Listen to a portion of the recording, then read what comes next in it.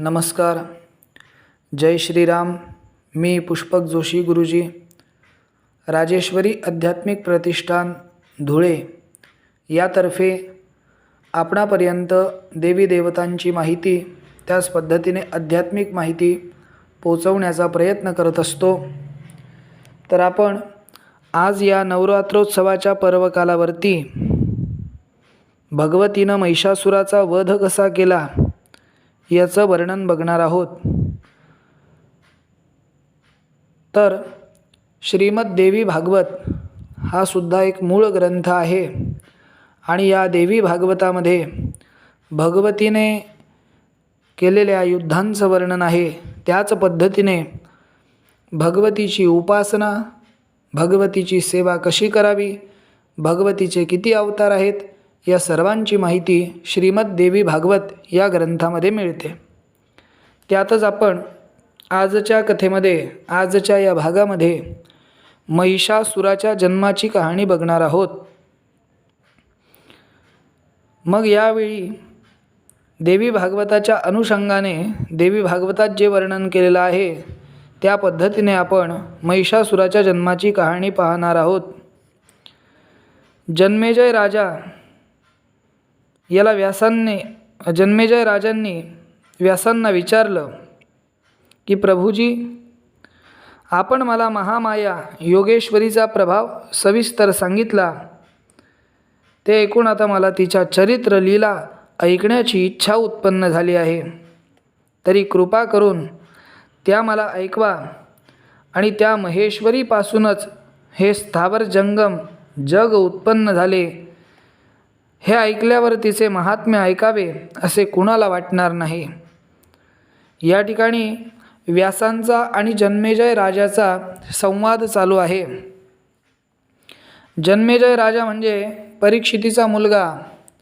श्रीमद भागवत ज्यानं ऐकून स्वतःला मुक्ती मिळवून घेतली 7 दिवसांमध्ये, अशा या परीक्षिती राजाचा मुलगा ज्याचं नाव आहे जन्मेजय, याचं आणि व्यासांचं संवाद चालू आहे.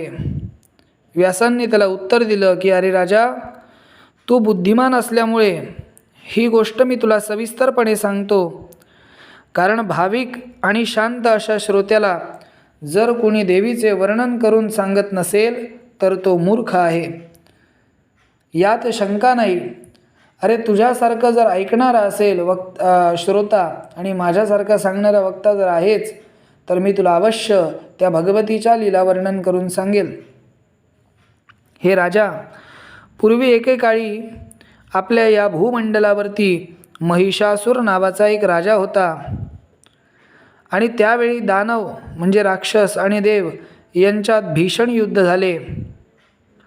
त्यानंतर आपल्या मनोरथपूर्तीसाठी हा महिषासूर सुमेरू पर्वतावर गेला आणि देवांनाही चकित करावी अशी कठोर तपश्चर्या त्यानं केली. देवतेचे हृदयात ध्यान करीत जेव्हा 10,000 वर्षांचा काळ उलटला तेव्हा ब्रह्मदेव संतुष्ट झाले आणि ते हंसावर बसून त्याच्याकडे आले आणि महिषासुराला ते म्हणतात की अरे धर्मात्म्या, वर माग, जे तुला पाहिजे असेल ते मी देईन. त्यावर हा महिषासूर म्हणतो, हे प्रभू, मला अमर व्हायचे आहे, तेव्हा मला कधीच मरण येणार नाही, असा मला वरदान द्या. ब्रह्मदेव म्हणतात, बाबा रे, असं कसं होईल, कारण जन्म झाल्यावर मरण आणि मेल्यानंतर पुन्हा जन्म असा हा सनातन जीवधर्मच आहे. त्यामुळे जन्म मृत्यूचे चक्र चालतच राहणार हे निश्चित आहे. म्हणून एवढी गोष्ट सोडून तू दुसरं काहीतरी मागून घे, मी तुला ते जे मागशील ते सुद्धा द्यायला तयार आहे. मग हा महिषासूर म्हणतो, मग असं करा ब्रह्मदेव, देव, दानव आणि मानव यांच्याकडून यापैकी कुणाकडूनही माझा मृत्यू व्हायला नको, असं करा. आणि स्त्रियांना तर मी मानतच नाही, त्यांना मी घाबरत नाही, तेव्हा एक काम करा की माझं मरण स्त्रीकडून निश्चित करा. या ठिकाणी महिषासुरानं स्त्रीला कमी लेखलेलं आहे, परंतु मुळात शिव आणि शक्ती हे दोघंही पवित्र आहे आणि अतिशय शक्तिशाली आहे. शिव म्हणजे पुरुष आणि त्या पुरुषाला स्त्री शिव म्हणजे पुरुष आणि स्त्री म्हणजे शक्ती. हे जे काही आहे ते दोघंही तोलामोलाचे आहेत. म्हणून स्त्रीने कधी स्वतःला कमी समजू नये आणि पुरुषानेही स्वतःला कधीही कमी समजू नये.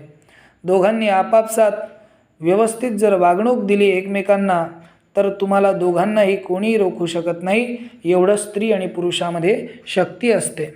परंतु नेमकं हा असुर वृत्तीचा असल्याकारणाने यानं स्त्रीला कमी लेखलं आणि ब्रह्मदेवांकडनंच वरदान मागून घेतलं की मला देव, दानव म्हणजे राक्षस, मानव म्हणजे मनुष्य यांच्याकडनं मृत्यू यायला नको, मला स्त्रीकडनं मृत्यू आला पाहिजे. म्हणून कोणत्याही पुरुषापासून मात्र मला भीती नसेल. ब्रह्मदेवांनी त्याला वरदान देऊन टाकलं. ठीक आहे, तू म्हणतो तसेच होईल. आणि मग ब्रह्मदेव अदृश्य झाले. मग जन्मेजयाने विचारलं व्यासांना की हे भगवान, मला आधी सांगा तर खरी की हा महिषासूर कोणाचा मुलगा होता, तो महाबली कसा बनला. मग व्यासांनी उत्तर द्यायला सुरुवात केली की धनुचे 2 मुलं होते. एकाचे नाव होते रंभ आणि दुसऱ्याचे नाव होते करंभ. त्या दोघांनाही पुत्रसंतती झाली नाही. तेव्हा ते पुत्र बाबा या हेतूने 5 नद्यांच्या संगमस्थानी गेले आणि तिथे तपश्चर्या सुरू केली. त्यापैकी जो करंभ नावाचा राक्षस होता तो पाण्यात उभा राहून अनुष्ठान सुरू करू लागला आणि रंभ जो होता त्यानं वडाच्या झाडाखाली आसन मांडलं आणि अग्निदेवतेची सेवा करू लागला. आता या दोघांची तपश्चर्येची बातमी इंद्राला कळली आणि तो काळजीत पडला. त्यानं लगेच नदीमध्ये जाऊन मगराचं रूप घेतलं आणि पाण्यात जो करंभ उभा होता त्याचा पाय धरला आणि त्याला पकडून मारून टाकलं. इंद्राने करंभाचा वध केला हे समजल्यावर रंभाचा राग अनावर झाला आणि त्याने आवेशात येऊन डाव्या हाताने आपलेच स्वतःचे केस धरले आणि उजव्या हातात धारदार तलवार घेतली आणि आपलं मस्तक कापून होमात अर्पण करण्याच्या तयारीत तो होता. आणि त्याच क्षणी अग्निदेव तिथे प्रकट झाले आणि ते रंभाला म्हणाले, अरे मूर्ख दानवा, हे तू काय करतो आहेस? स्वतःचंच मुंडकं अग्नीमध्ये टाकतो आहेस. अरे आत्महत्येसारखं दुसरं कुठलंही पाप नाही, कारण त्याला प्रायश्चित्तच नाही. तेव्हा असं करू नको. आणि असं मरून तुला काय मिळणार आहे? त्यापेक्षा तू एक काम कर, तुला जो हवा असेल असं वरदान माझ्याकडनं तू मागून घे. अग्नीचं संभाषण ऐकलं. रंभाने केस सोडले आणि तो म्हणाला की अग्निदेवा, तुम्ही जर माझ्यावर प्रसन्न असाल तर मला असा वर द्या की त्रैलोक्य जिंकू शकेल असा सर्व शत्रू संहारक मुलगा मला व्हावा आणि तो देव, दानव व मानव यांना अजिंक्य असावा आणि त्याला इच्छेप्रमाणे कोणतेही रूप धरता यावे. सर्वांकडून तो सन्मानित व्हावा. अग्निदेव म्हणता, तू म्हणतो तसंच होईल, पण आता मरण्याची इच्छा तू सोडून दे. तू ज्या स्त्रीची इच्छा मनात धरशील त्याच स्त्रीपासून तुला बलशाली असा मुलगा होईल, यात अजिबात शंका मनात आणू नकोस. अग्निदेवांनी त्याला वरदान देऊन टाकलं की ठीक आहे, तुला त्रैलोक्यात विजयी असणारा देव, दानव आणि मनुष्य यांच्याकडनं पराजित न होणारा मुलगा प्राप्त होईल. ज्या स्त्रीची तू इच्छा धरशील त्या स्त्रीपासून तुला तो मुलगा होईल. अग्नीकडनं वरदान मिळालं. रंभ संतुष्ट झाला आणि यक्षांच्या राज्यामध्ये जाऊन राहिला, कारण यक्ष त्याचे मित्र होते.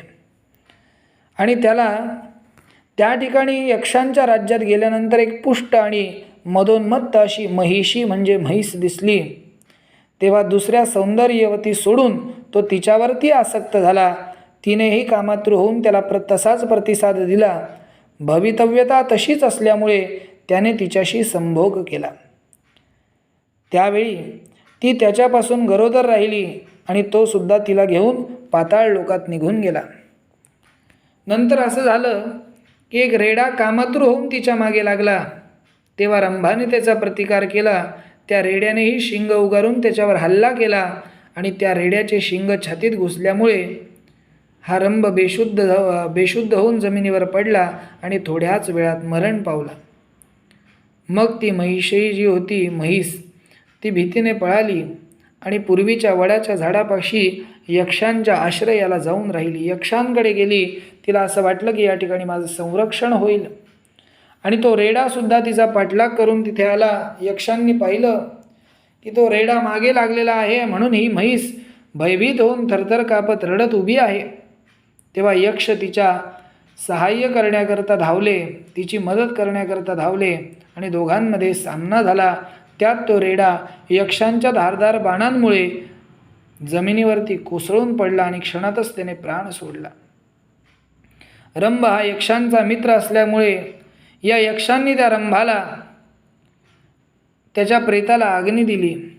तेव्हा त्या महिषीने विचार केला आणि चितेमध्ये सती जाण्यास ठरवलं. यक्षांनी विनवणी केली तरीसुद्धा तिने न ऐकता पतीच्या प्रेमापोटी चितेमध्ये प्रवेश केला. आणि त्यावेळी असा चमत्कार झाला की महाबलवान महिषासूर तिचा गर्भ सोडून चितेच्या ज्वाळांमधून प्रकट झाला. आणि त्याचप्रमाणे तो रंभ जो होता त्याने देखील पुन्हा नवीन देह धारण केला आणि तो रक्तबीज या नावाने प्रकटला आणि पुत्राच्या ओढीमुळे त्याच्या पाठीशी उभा राहिला. नंतर त्या रंभपुत्राने महिष असे नाव घेतले. मग मुख्य दानवांनी मिळून त्याला अभिषेक केला आणि अशा प्रकारे हे राजा रक्तबीज व महिषासूर हे दोघं उत्पन्न झाले. आणि पूर्वी मिळालेल्या वराच्या प्रभावाने देव, दैत्य आणि मानव यांच्यापासून अवध्य म्हणजे अजिंक्य झाले. अशी ही महिषासुराच्या जन्माची सविस्तर कहाणी आहे. या भागात आपण महिषासुराच्या जन्माची ही कहाणी बघितली. पुढच्या भागात आपण महिषासुराने कसा उन्माद केला आणि त्याच्या पुढच्या भागात भगवतीनं त्याला कसं ठार मारलं याचं वर्णन बघूया. जय श्रीराम. नर्मदे हर. जय जगदंब. व्हिडिओला लाईक करा, शेअर करा, सबस्क्राईब करा.